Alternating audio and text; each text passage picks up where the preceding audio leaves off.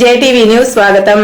ప్రజా సంక్షేమమే ప్రధాన లక్ష్యంగా జిల్లా ముద్దుబిడ్డ జన్మభూమి స్ఫూర్తి ప్రదాత ముఖ్యమంత్రి నారా చంద్రబాబు నాయుడు చేపట్టిన నవ నిర్మాణ దీక్షకు సొంత జిల్లా వ్యాప్తంగా అన్ని పట్టణాలు, మండలాలు, గ్రామ సీమల్లో తెలుగు బిడ్డలు ముఖ్యమంత్రి చంద్రన్నకు మద్దతుగా తిరుపతి స్థానిక ప్రజలు, ప్రజాప్రతినిధులు, భాగస్వాములు చంద్రన్న ప్రసంగాన్ని భారీ తెరలపై వీక్షించారు. తెదేపా నాయకులు నరసింహ యాదవ్, డాక్టర్ సుధారాణి, సంజీవ్ తదితరులు మీడియాతో మాట్లాడారు.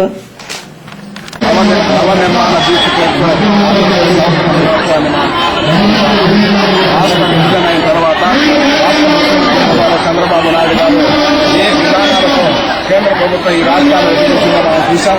ఆ రోజు 1 సంవత్సరాల కాలం పాటు ఈ రాష్ట్ర ఆంధ్రప్రదేశ్ లో ఉండే వ్యాపారవేత్తలు కానీ, విద్యార్థులు కానీ, అందరూ కూడా ఉద్యోగస్తులు కానీ అందరూ కూడా ఎన్నో పోరాటాలు చేసినా కూడా ఫలితం లేకుండా ఆ రోజు కేంద్ర ప్రభుత్వం కాంగ్రెస్ పార్టీ ఏకపక్షంగా కూడా ఈ రాష్ట్రాన్ని చీల్చి దిక్కులేని రాష్ట్రంగా చేసిన ఘనత కాంగ్రెస్ పార్టీకి దక్కింది.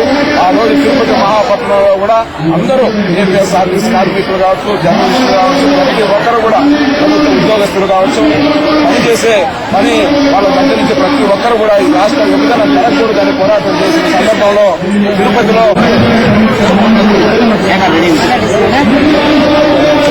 అన్ని వర్గాల వారి సహకారం కోసం ఈ రోజు మన గౌరవనీయులైన రాష్ట్ర ముఖ్యమంత్రి నారా చంద్రబాబు నాయుడు గారు ఎంతో ప్రతిష్టాత్మకంగా నవనిర్మాణ దీక్షలు చేపట్టారు.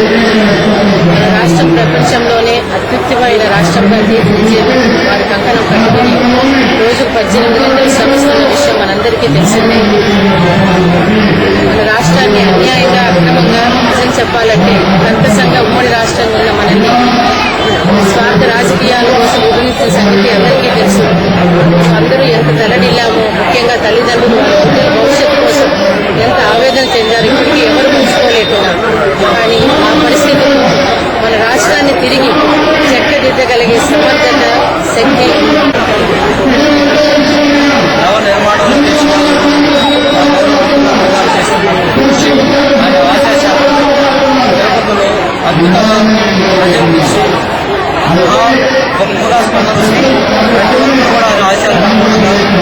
ఆశయాలలో భాగంగా భగవంతుడు ఆయన దీక్షకు ఆయన గారి ఆగ్రహానికి సన్నిధిలో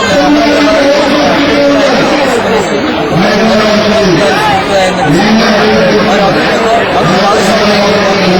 మంచి ఆరోగ్యం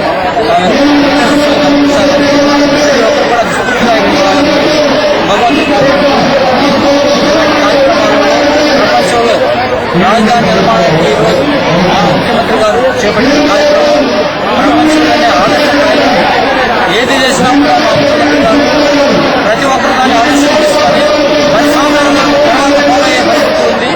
అలాంటి